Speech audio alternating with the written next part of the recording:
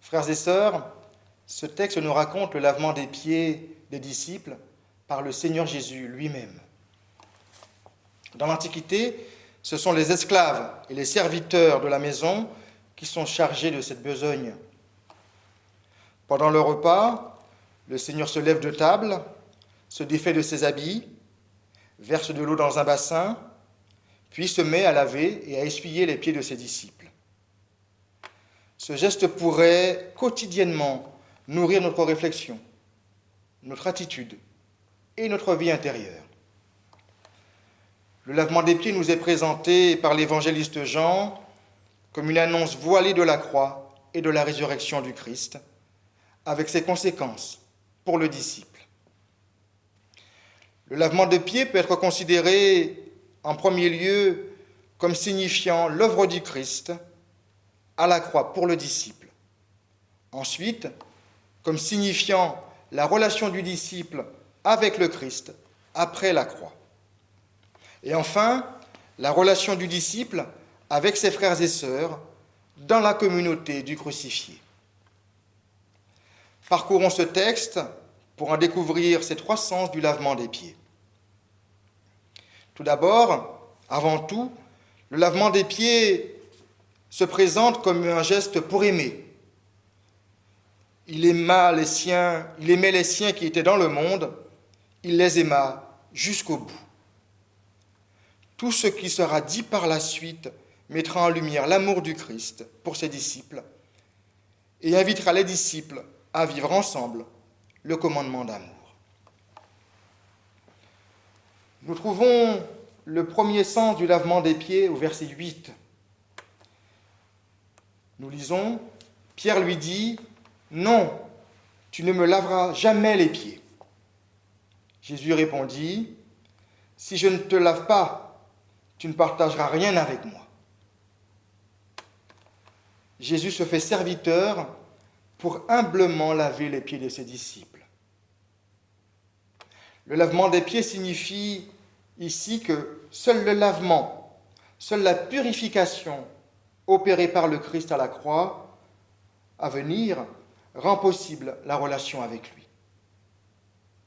Refuser ce lavement des pieds, c'est refuser toute relation avec le Christ.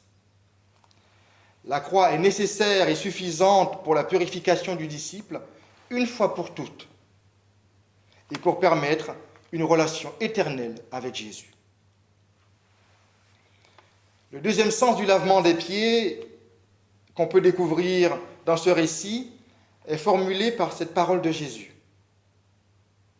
La personne qui a pris un bain n'a plus besoin de se laver, sinon les pieds, car elle est entièrement pure.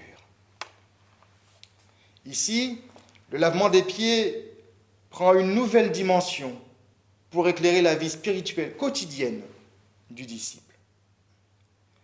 Le disciple devra continuer à se laver les pieds, car confronté chaque jour aux besoins de la vie quotidienne, il se salira sûrement les pieds.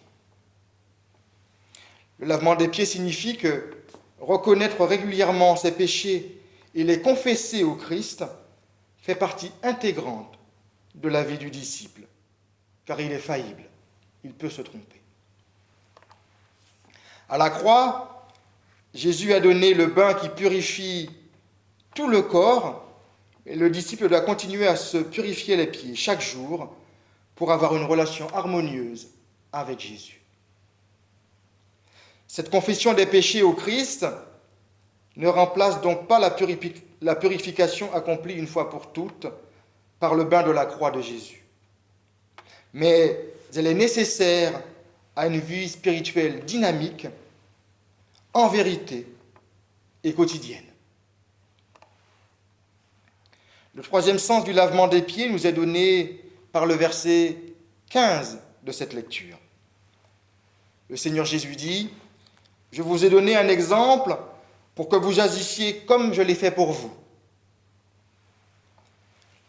Le lavement des pieds, frères et sœurs, a aussi une dimension corporelle, matérielle et éthique difficile à assumer et à mettre en pratique. N'y voyons pas seulement les dimensions spirituelles qui nous dédouaneraient de cette dimension pratique, morale et éthique. Les disciples sont invités à se mettre au service les uns des autres, imitant Jésus qui s'est mis à leur service, bien qu'il soit le Seigneur. Nous le voyons, le lavement des pieds préfigure le geste d'amour que le Christ accomplira pour nous à la croix. Jésus y manifestant son amour pour ses disciples jusqu'au bout. Cet amour ne peut être accueilli que dans la foi.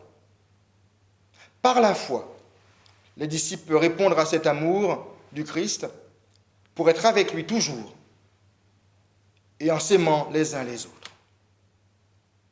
C'est pourquoi arrive logiquement le commandement qui sera donné au verset 33. Aimez-vous les uns les autres, comme je vous ai aimé. Le lavement des pieds et la croix résultent de l'amour de Jésus pour la communauté, pour nous. Dans la communauté, le lavement des pieds et la croix se vivent dans la mise en pratique du commandement d'amour. Frères et sœurs, ayons part au Seigneur Jésus.